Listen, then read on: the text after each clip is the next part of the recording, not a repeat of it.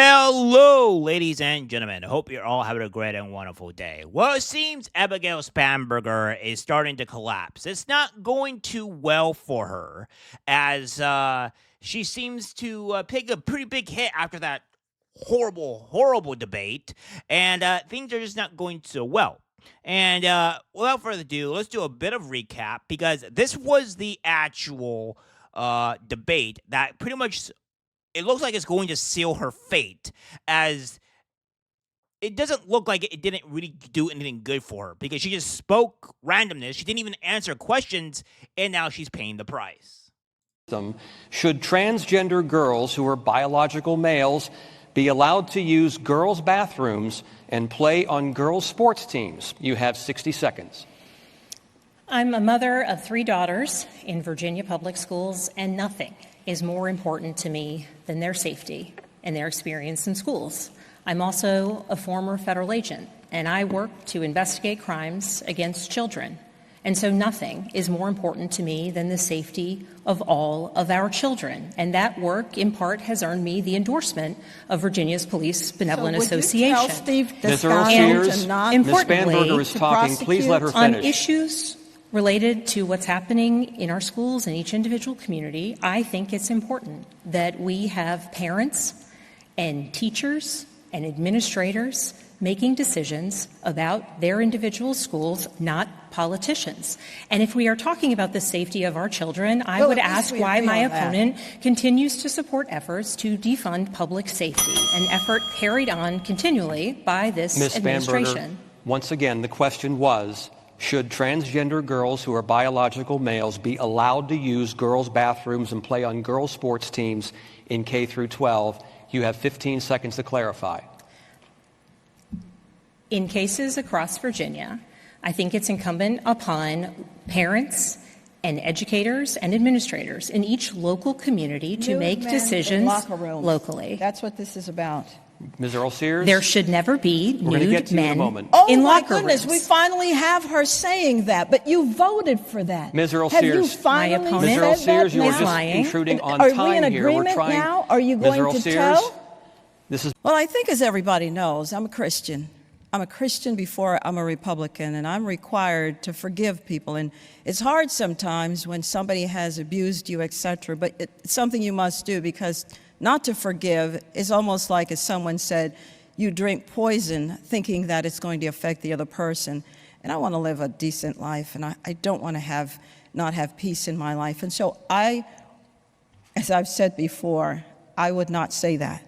So that's why I'm wondering why my opponent won't say, beyond it's abhorrent and disgusting, why she won't say it is not okay and that he must leave the race, because Jay Jones advocated the murder, Abigail, the murder of a man, a former speaker, as well as his children who were 2 and 5 years old. You have little girls. What would it take him pulling the trigger? Is that what would do it? And then you would say he needs to get out of the race? Abigail, you have nothing to say? Abigail, what if he said it about your 3 children? Is that when you would say he should get out of the race, Abigail? You're running to be governor. Yeah, so that's not going too good for her. I mean, it's just, this is completely blown up in her face, and it's going so bad that even students are questioning her actual role as being a governor, because she didn't seem like it made any sense. She wasn't answering the questions or whatever, and even when she was, Ian Carroll was addressing her as Abigail, she didn't say anything, and the students are really, really laying into her on this one. By the end, they had thoughts. Sears did better at, when I heard her speaking, I felt like she cared more about the issues. Spanberger really failed to, make an impression. She played both sides a little bit. Like she did all the attacking, but when she was like when something was put up against her, she could defend it with. Calling Abigail by her name, Abigail, every time that she made a statement, by turning to her when she asked her a question. You notice that Spanberger didn't even reference Earle-Sears by her name. It was ma'am. Spanberger looked stiff. Yeah, so it's not looking too great for her. I mean, she's pretty much just getting roasted by the entire group of those kids there, and it's not going good. Well, apparently we have more of Kamala Harris, at least white Kamala Harris. Yes, that's right, because she seems to be asked a question about the transes again, and it seems that she just decided to just make a word salad, not answer the question, completely just go off the rails for no actual reason, and it doesn't, it's like it's nothing. Like, she does have no idea what she's doing or saying. So without further ado, here's her making a word salad. What do you make of Earle-Sears' claim that you're fine with, quote, putting men in girls' locker rooms? The reality is that the federal government has the ability to change the letter of the law, right? Through Congress, through the Senate, bills go to the president's desk. Right now, what we are seeing is there are differences between what is the law of the land under Title IX and what are executive orders put out by the White House.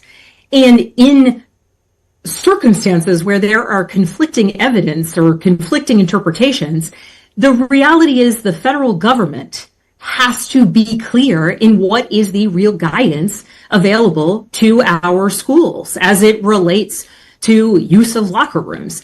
The reality is that we have multiple jurisdictions who believe they are following the letter of the law and have their lawyers conveying why. And at the end of the day, we have a president of the United States who is taking away and threatening federal funding. What I think is so egregious is that this is a tool that unfortunately this president continues to use, the threat of federal funding.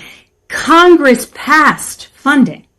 It is not the president's ability. This is, basic Article 1. This is, if you believe in the Constitution, the president doesn't have the ability to just pull back funding. And it isn't just to these public schools. It is to our research institutions. It's for cancer research. It is for funding to conservation programs under USDA that are vital to so many of the farmers and producers who employ rotational grazing practices and other conservation practices, voluntary ones, on their land who've been promised investments, and the president just pulls back those funds.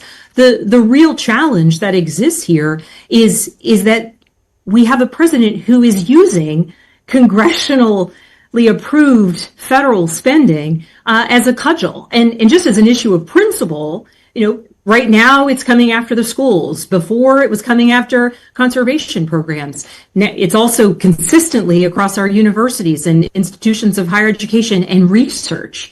It's a dire circumstance. But when it comes down to understanding the implementation of how it is that our kids are coexisting in the classroom or on the sports field, yes, I do think that in many cases it's the local community that knows their community best and can readily make decisions and provide guidance about how to ensure that all our kids are safe.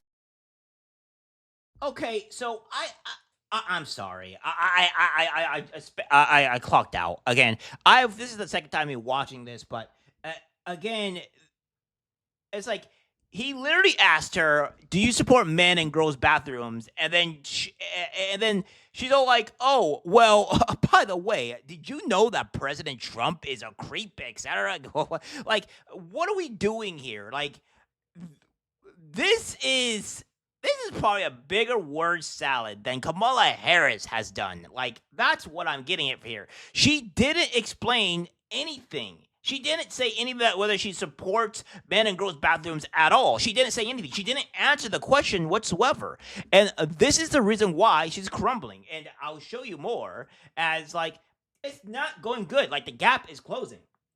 It says that Virginia 2025 governor's race has substantially narrowed with less than 30 days to Election Day. 49% plus 4 was plus 7 previously. When she has 49% right now, and Winsome Sears is 45%.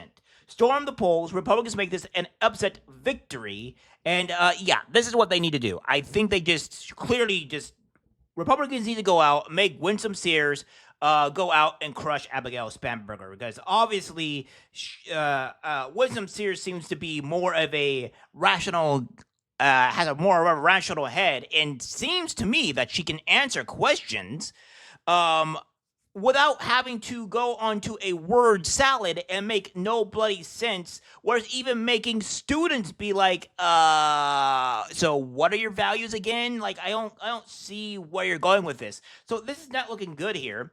And then, of course, you have this here, disastrous TV debate for Abigail Spanberger narrows polls, leaving Winsome Sears just 2.6 behind. A new traffic alarm number shows Spanberger at 47.7% and Sears at 45.1%. A razor-thin gap that confirms Virginia is a battleground again. Spanberger had been buoyed by friendly media of out-of-state donors and her refusal to answer a single question about parental rights, abortion, or gender policy. That all changed on the TV debate stage. Yeah, so this had catastrophic effects on her, and it's not looking good. And what's even worse for the Democratic Party is that in this this current poll, as of yesterday, Jason Myers is up by 3.9%. And it seems Jason J. Jones, the one that celebrated the death of a Republican and his family, his 2 kids, mind you, is now down to 43%, negative 4.5. So obviously this shift is not looking good here. It seems this dynamic duo we have is failing at every regard. And I think Republicans need to really, really go out. If you're in Virginia right now, Republicans, go out, vote, vote, vote. So that way we can make sure Jason Myers wins as Attorney General. And we can kick out this abysmal woman that is Winsome Sears, 45%, not Winsome Sears, but Abigail Spanberger with this 49%, and make Winsome Sears just win. Because this is just insane here. We can't be having these people become governor and just not know what they're saying. Because at the end of the day, it's like when the pressure comes on and she just floats by and doesn't answer the question, how do we know she's going to actually do policies or know what she truly thinks? We don't know what she truly thinks because she does word salad. So it is what it is, guys. But Republicans, go out there, vote for Winsome Sears, go get her that great W, and prove, and another thing too, further prove that the Republicans, which I already know this, that the Republicans are not racist and will support a black woman over a white woman, because apparently that's a huge thing in nowadays, to where black women are have a higher cause, and this would really, really hurt the Democrats for a couple reasons here. One reason why this would hurt the Democrats is because we elected a black woman for governor, which shows that we're not racist. And then 2, it crushes the Democratic Party and hurts them severely in the sense of the fact that they can't go out and spout this type of insane rhetoric and get away with it. Like, that's pretty much what it is. So this hurts Democrats with a double whammy, and they can't use the racism card because Republicans voted for a black woman. So or sexism card. So the Democrats don't have anything to pull if Winsome Sears wins here. So it is what it is. All right, guys, that's it for the video. All right, guys, like, subscribe, share. As always, take care, my friends.